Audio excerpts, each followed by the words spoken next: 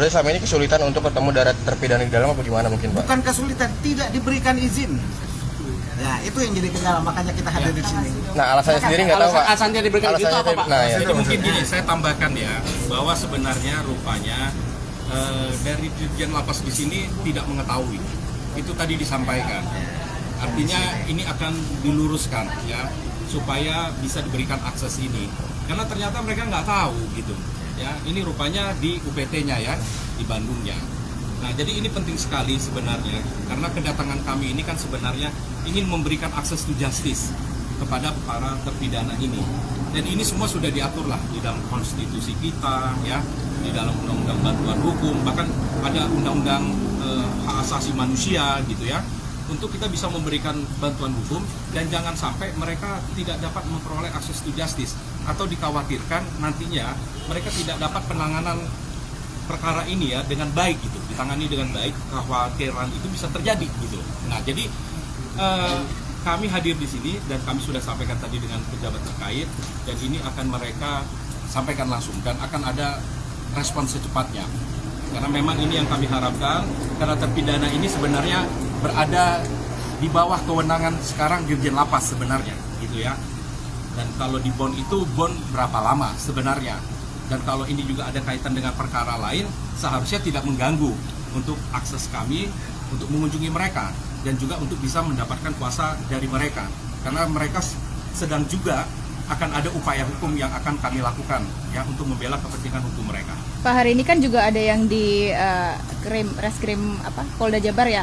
Nah, berarti kan mereka menunggu ya Pak. Ini untuk kepastiannya mungkin pemberian izinnya akan secepatnya atau kapan nih Pak? Berbeda, kalau sekarang pemeriksaan saksi ya, bukan para terpidana saksinya.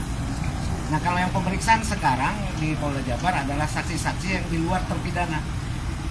Jadi kalau kami ini permasalahan di sini memperjuangkan hak untuk dapat akses ke para terpidana. Terkait saksi-saksinya itu yang kemarin dihadirkan bersama Perton Deddy Mulyadi dan Oto itu atau bukan? Iya, betul. Yang kemarin-kemarin difasilitasi oleh Kang Deddy Mulyadi ya. Mantan Bupati Purwakarta. Nanti habis ini akan ke Kemenkumham.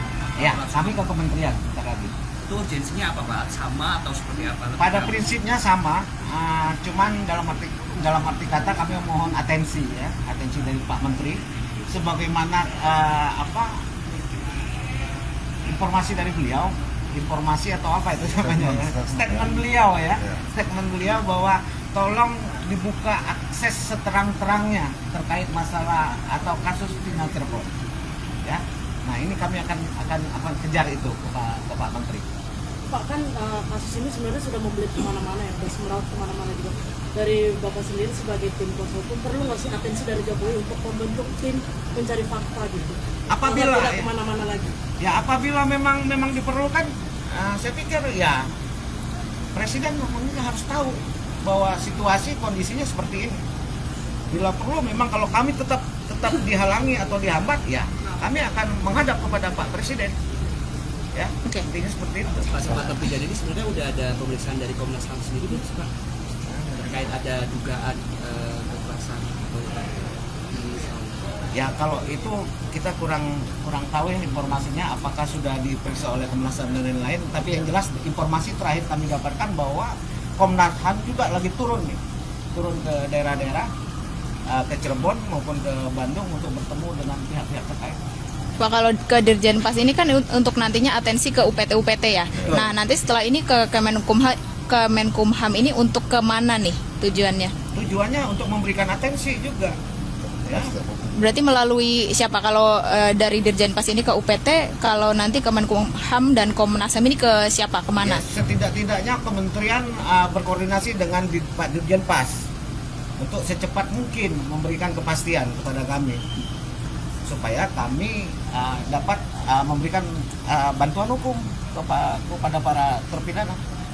Ya, itu Mungkin saja. tambahan juga ya, bahwa kami ini kan mau memberikan bantuan hukum ini pro bono, cuma-cuma. Makanya ada keterlibatan di sini juga PPH Pradi, gitu ya, sebagai unit kerja DPN Pradi di bawah kepemimpinan Prof. Oto Hasibuan.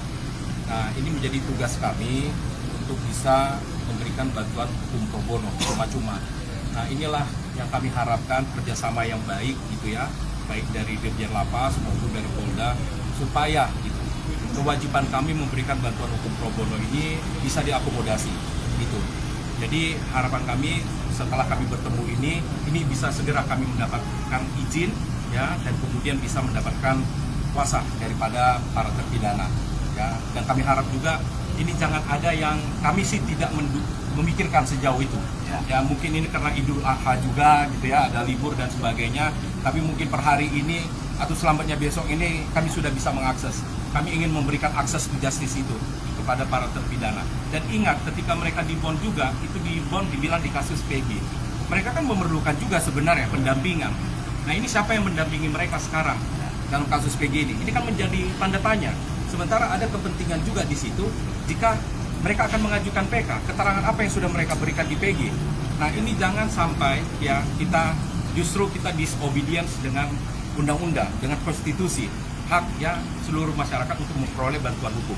Jadi ini perlu kami tekankan dan kami harapkan semoga kedepannya lebih baik ini kerjasama di antara kami dengan para penegak hukum. Terima kasih. Kasih ya Pak. Ini sudah selesai apa yang Pak.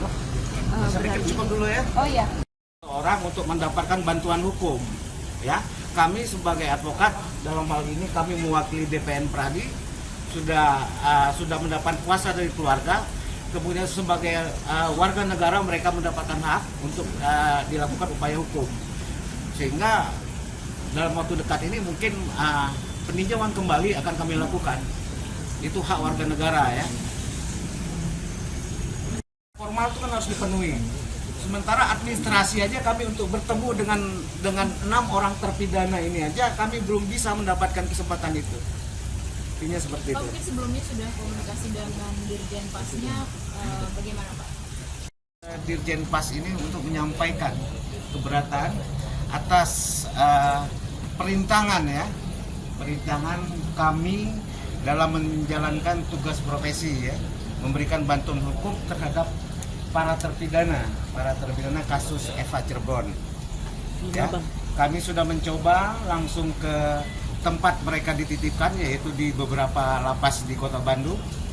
Nah, ternyata kami mendapat halangan dan tidak diberikan izin, sehingga kami datang ke Bapak Dirjen untuk mempertanyakan alasan kenapa kami dihalangi dalam menjalankan tugas profesi.